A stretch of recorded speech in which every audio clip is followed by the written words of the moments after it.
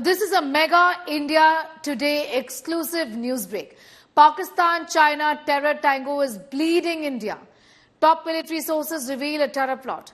Defense sources say that Pakistan and China are working together to revive terrorism in Poonch sector and to pressurize Indian army to remove troops from Ladakh sector.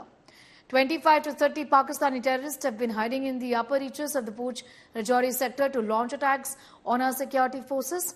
Not just this, there's a larger game plan by Pakistan-China to not allow India to ease out from Jammu and Kashmir sector and deploy troops on the China border. Sources say Pakistan army also wants to provoke India to carry out action against it to garner support for the February 8th elections in Pakistan.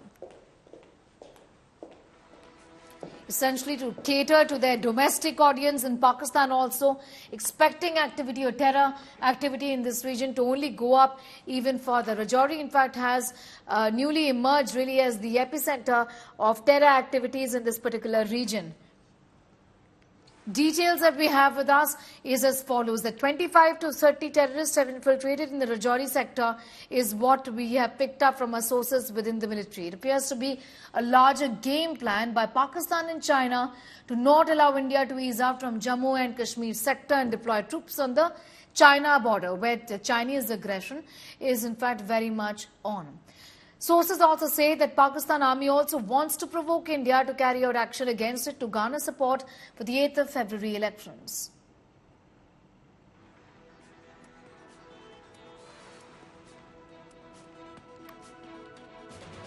Pakistan-China terror tango is bleeding India is what top military sources are indicating to us, revealing a terror plot. Pakistan and China working together to revive terrorism in the Poonch sector and to pressurize the Indian army to remove troops from the Ladakh sector. 25 to 30 Pakistani terrorists have been hiding in the upper reaches of the Poonch Rajouri sector to launch attacks on our security forces. Our managing editor Gaurav Sawant is with us for more details on this story. Gaurav, in fact, there's a larger game plan by Pakistan and China to not allow India to ease out from Jammu and Kashmir sector and then deploy troops to counter Chinese aggression at the China border, isn't it?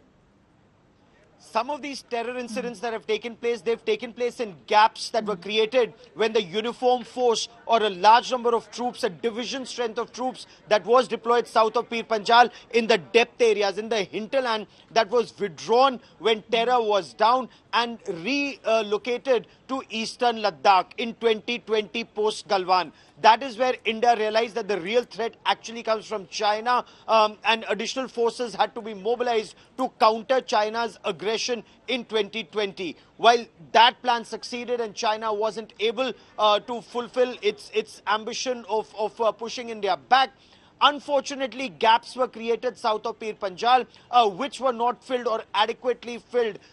In these large gaps, while existing forces, the forces at the LC remain, the second tier remains, but in the hinterland, there were huge gaps which were initially thought that whether it's the Central Reserve Police Force or other forces will be able to better patrol those areas. But unfortunately, given the number of incidents that have taken place, it shows the gaps that were there, the vacuum that was created. Pakistan-backed terrorists occupied, they came into in that vacuum and then started targeting the security forces. It serves China's purpose because China would want some of these forces in Ladakh to be withdrawn and redeployed south of Pir Panjal.